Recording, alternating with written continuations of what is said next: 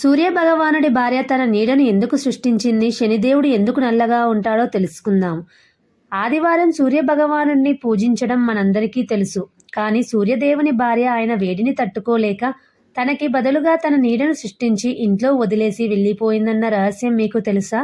ఆ నీడ వల్ల పుట్టినవాడే నవగ్రహాలలో ఒకరైన శనిదేవుడు. దేవశిల్పి అయిన విశ్వకర్మ కుమార్తె సంజన, ఆమెకు సూర్యభగవానుడితో వివాహం జరిగింది. వీరికి యమధర్మరాజు, యమున మరియు వైవస్వత మనువు జన్మిస్తారు. కానీ సూర్యుని అపారమైన తేజస్సును, తీవ్రమైన వేడిని సంజన తట్టుకోలేకపోతుంది.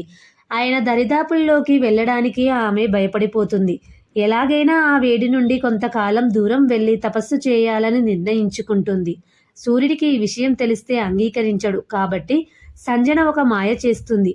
తన తపోశక్తితో తన సొంత నీడ నుండి అచ్చం తనలాగే ఉండే ఒక ప్రతిరూపాన్ని సృష్టించింది. ఆమె పేరే ఛాయ.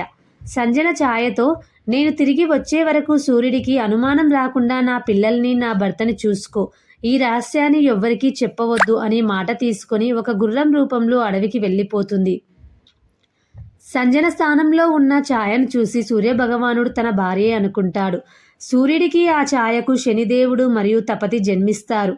నీడకు పుట్టడం వల్ల శనిదేవుడు నల్లగా ఉంటాడు. కాలక్రమంలో ఛాయ తన సొంత పిల్లలైన శని, తపతీల మీద మాత్రమే ప్రేమ చూపిస్తూ సంజన పిల్లలైన యముడిని నిర్లక్ష్యం చేస్తుంది. ఇది గమనించిన యముడు ఒకరోజు ఛాయతో గొడవ పడతాడు. కోపంతో ఛాయ యముడిని శపిస్తుంది. కన్నతల్లి తన సొంత కొడుకును ఎన్నటికీ శపించదు అని గ్రహించిన సూర్యుడు ఛాయను నిలదీస్తాడు. భయపడిన ఛాయ అసలు నిజం చెబుతుంది. అప్పుడు సూర్యదేవుడు తన మామగారైన విశ్వకర్మ దగ్గరకు వెళ్ళి తన శరీరంలోని వేడిని తగ్గించుకొని అడవిలో తపస్సు చేసుకుంటున్న తన నిజమైన భార్య సంజనను కలుసుకొని తిరిగి సూర్యలోకానికి తీసుకువస్తాడు. ఇది సూర్యభగవానుడి భార్య నీడ వెనుక ఉన్న ఆసక్తికరమైన కథ. ఆరోగ్యమే మహాభాగ్యం అంటారు కదా.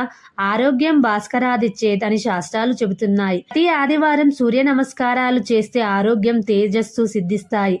ఈ వీడియోని లైక్ చేసి షేర్ చేయండి. అలాగే కామెంట్లో ఓం సూర్యాయ నమః అని కామెంట్ చేయండి. మరియు ఈ ఛానల్ని సబ్స్క్రైబ్ చేసుకోండి. Thank you for watching.